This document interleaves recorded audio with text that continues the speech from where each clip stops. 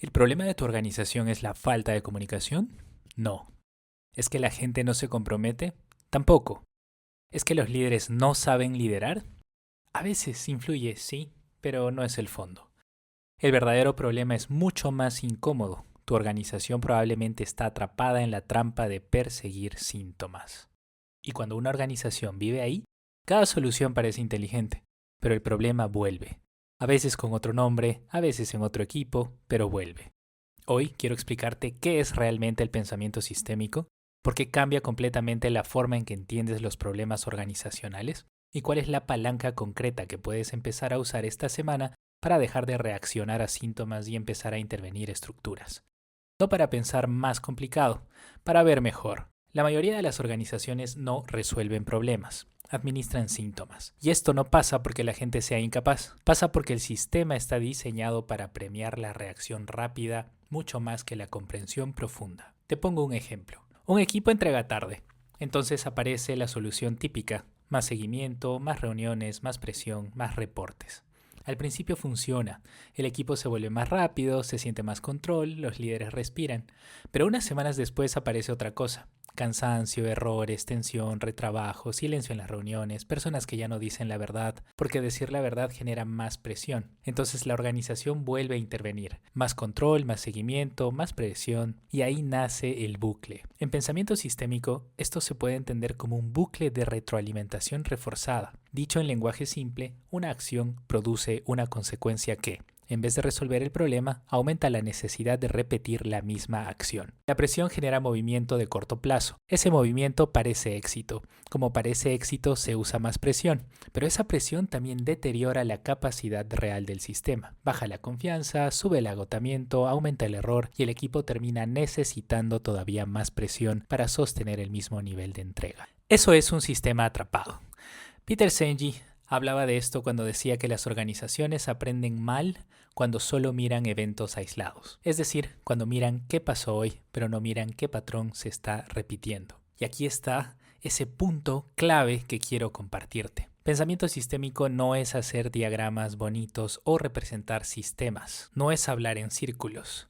No es decir todo está conectado como si eso explicara algo. Pensamiento sistémico es la disciplina de mirar cómo las partes de un sistema interactúan entre sí, cómo esas interacciones producen patrones y cómo esos patrones se mantienen aunque las personas tengan buenas intenciones. Vuelvo a esto porque es importante. Un sistema no se entiende mirando una parte aislada, se entiende mirando relaciones. No solo quién hizo qué, sino qué condiciones hicieron que eso tuviera sentido dentro del sistema. Porque muchas veces lo que parece una mala decisión individual es, en realidad, una respuesta bastante racional a un sistema mal diseñado. Te voy a dar un marco muy simple para empezar a aplicar el pensamiento sistémico en tu organización. Lo llamo las 4 miradas contra la trampa de perseguir síntomas. No necesitas software, no necesitas un taller de 3 días, puedes empezar con una conversación bien diseñada. La primera mirada es identificar el síntoma sin enamorarte de él. El síntoma es lo que más ruido hace. Entrega tarde, rotación, conflictos, falta de colaboración, exceso de reuniones,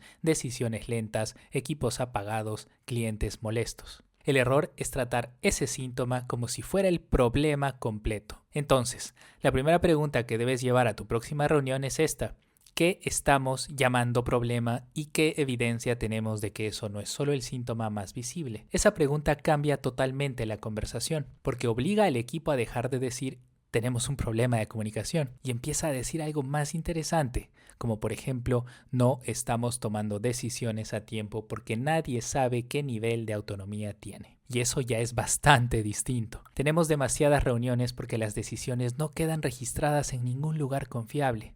Eso ya es bastante más útil. El equipo no se compromete porque cada prioridad cambia antes de que pueda terminarse. Eso ya está apuntando al sistema.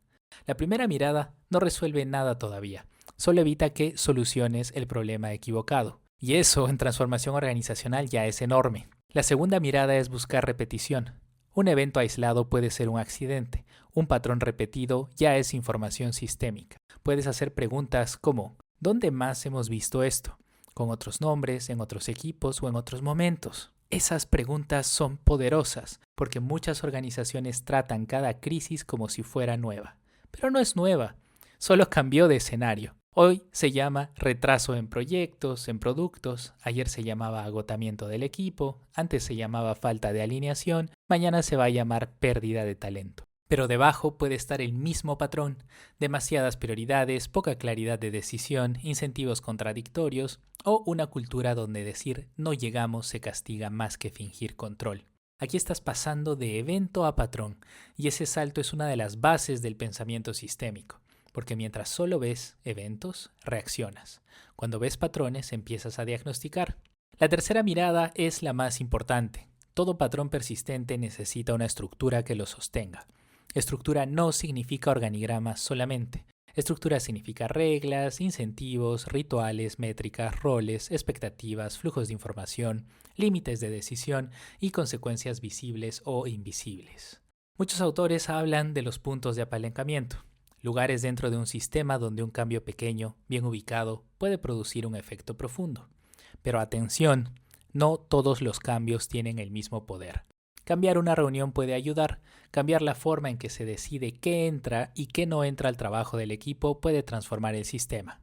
Entonces, la pregunta realmente es: ¿qué regla, incentivo o mecanismo hace que este patrón siga siendo racional para las personas? Te voy a dar un ejemplo real. Si un equipo acepta más trabajo del que puede manejar, quizás no es porque no sepa priorizar. Quizás el sistema premia decir que sí. Quizás rechazar trabajo se interpreta como falta de colaboración. Quizás la capacidad real nunca se conversa con data. Quizás cada área optimiza su propia urgencia y nadie mira el flujo completo. Entonces decir el equipo debe aprender a priorizar es demasiado superficial. La intervención sistémica sería rediseñar el mecanismo de entrada de trabajo, hacer visible la capacidad, definir criterios claros de prioridad y proteger al equipo de cambios constantes que destruyen el foco. Eso ya no es motivar personas, eso es cambiar condiciones. La cuarta mirada es bastante profunda.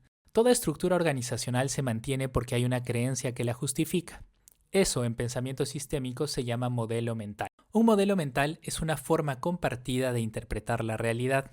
No siempre está escrita. Muchas veces viven frases que nadie cuestiona, como por ejemplo, todo es urgente, si no presiono la gente no se mueve, un buen líder siempre tiene la respuesta, decir que no es mala actitud, estar ocupado significa aportar valor. Estas frases parecen cultura, pero en realidad son instrucciones invisibles. Y mientras esas instrucciones no cambien, el sistema va a defender el patrón anterior aunque cambies procesos, herramientas o reuniones. La pregunta aquí realmente sería: ¿qué tendría que dejar de ser verdad para que este sistema pudiera comportarse de otra manera? Esa pregunta puede incomodar a muchos, pero abre una puerta gigante, porque ya no estás discutiendo solo tareas, estás discutiendo la lógica que organiza el comportamiento. Esta semana haz algo muy concreto. Elige un problema que tu equipo lleva meses repitiendo, no el más grande, el más visible, y conversa sobre 4 preguntas. Primero, ¿cuál es el síntoma visible?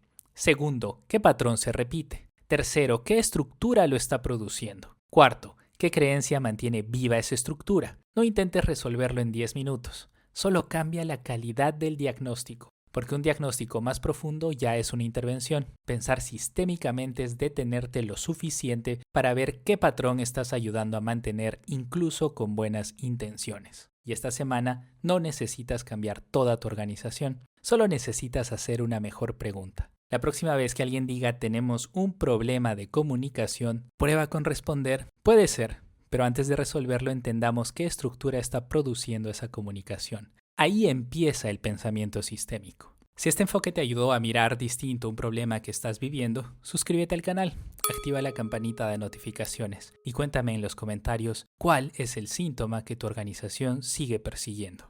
Soy Jaime Yáñez y esto es Transforma el Sistema.